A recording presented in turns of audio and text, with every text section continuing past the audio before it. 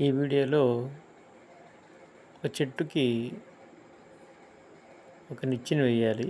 చెట్టు ఎక్కాలంటే ఆ చెట్టు యొక్క హైటు పిక్చర్లో ఇవ్వబడింది 15 మీటర్లు.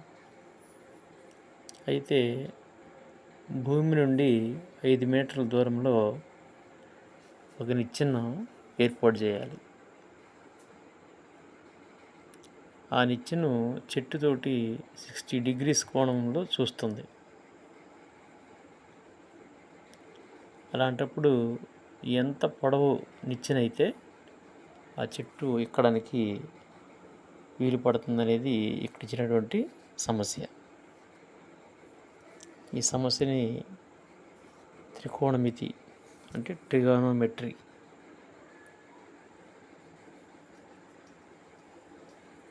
యొక్క సూత్రాల ఆధారంగా ఈ ప్రాబ్లంని విద్యార్థులు చేయొచ్చు. దీనికి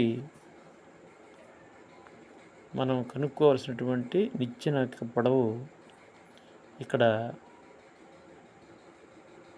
లంబకోణ త్రిభుజంలో కర్ణము ఒకటి, లంబకోణ భుజం ఒకటి, సైడ్ భుజం ఒకటి ఉంటుంది. కాబట్టి ఏసీ అనేది లంబకోణ భుజము, పర్పెండిక్యులర్ అంటాం. సిబి అనేది లేదా బీసీ అనేది ఇక్కడ కర్ణము, హైపర్టెన్యూజ్ అంటాం. ఏబి అనేది భూమి, దీన్ని సైడ్ భుజం అంటాం. ఇక్కడ కోణము 60 degrees కాబట్టి మనం sin 60 అనాలి.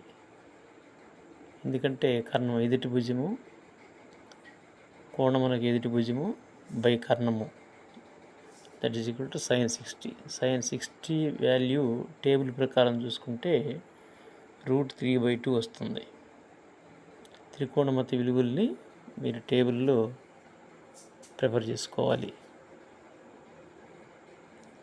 So √3/2 is equal to CA/BC.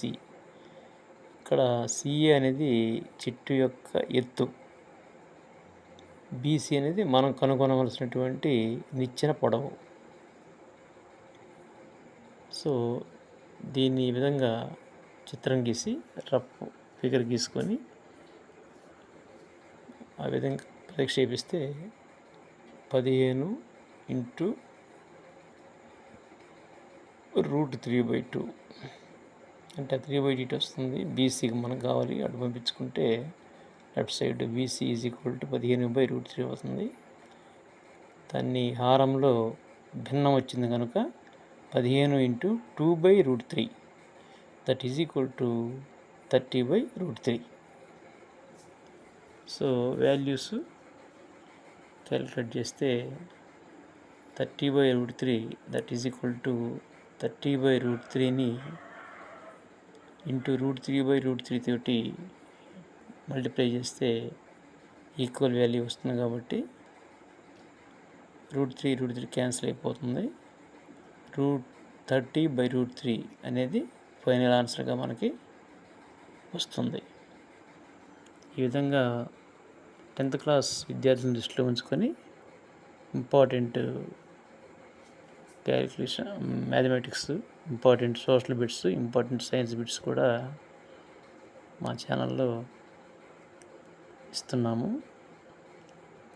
Like, share and subscribe. Thank you.